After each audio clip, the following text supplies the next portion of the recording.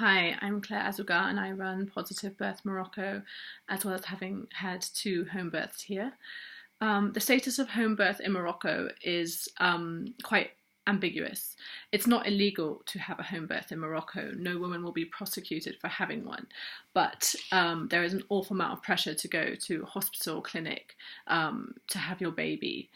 The main reason is people feeling fearful.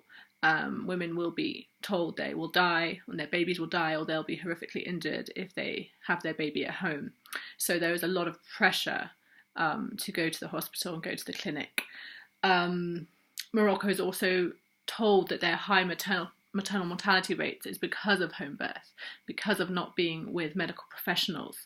Going to clinic is seen as a way of modernising birth, a way of modernising and Morocco's development process. Therefore, that will bring down maternal mortality rates, despite the main driving factor for high maternal mortality here in Morocco being poverty. Lack of access to an adequate diet, sanitation, good housing, these are the things that drive maternal mortality here. But access to emergency obstetric care is seen as the primary answer to bring down maternal mortality rates.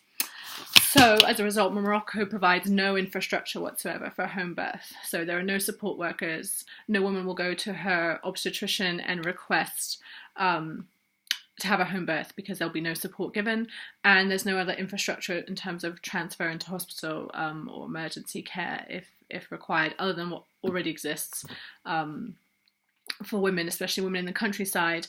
What the answer has been is to give, they have what they call maternal houses, and they will be next to a hospital or a clinic. And so women living in remote rural areas will go to this maternal house on their own a few weeks before their due date, and they will live in these houses. And if they're having a straightforward pregnancy, they will probably give birth there with a midwife.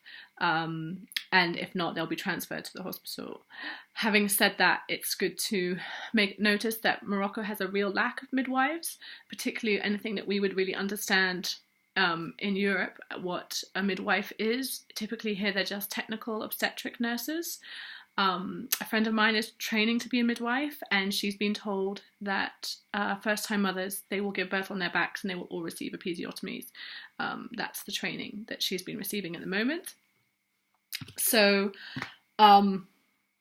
it's not a great picture. However, a lot of women still give birth at home. So how do they do that?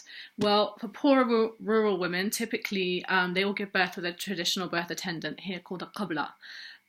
She has lots of experience. She's typically an older woman, but she has no equipment at all. She comes with her hands and that's it. No blood pressure cuff and certainly no machine to listen to the baby's heartbeat or anything like that, and no emergency supplies at all. More well-off women may hire a midwife privately to attend them in birth, and find a friendly obstetrician who will sign off all the paperwork. And if that hasn't happened, they can't find anyone, they will bring the placenta to the officials at birth registration to register the birth. So the overall picture is quite hostile to home birth. What women are offered is very limited. It's clinic or hospital, nothing. There's a reason Morocco has a 50% caesarean section rate, and that's only because we include public hospitals in that. If you look at just private hospitals, it's 70%, which is frankly criminal, but it's so high. And obviously money is the driving factor here for caesarean sections, as well as the convenience for the obstetrician.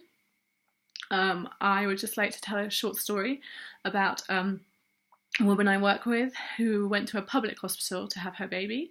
She, when she arrived, the hospital was extremely busy. The maternity was extremely busy, so there was no bed or space available for her, and all the women were walking around. You could only get onto a bed if you were delivering a baby, and they're not allowed to bring in any support people, any family members. You have to be on your own.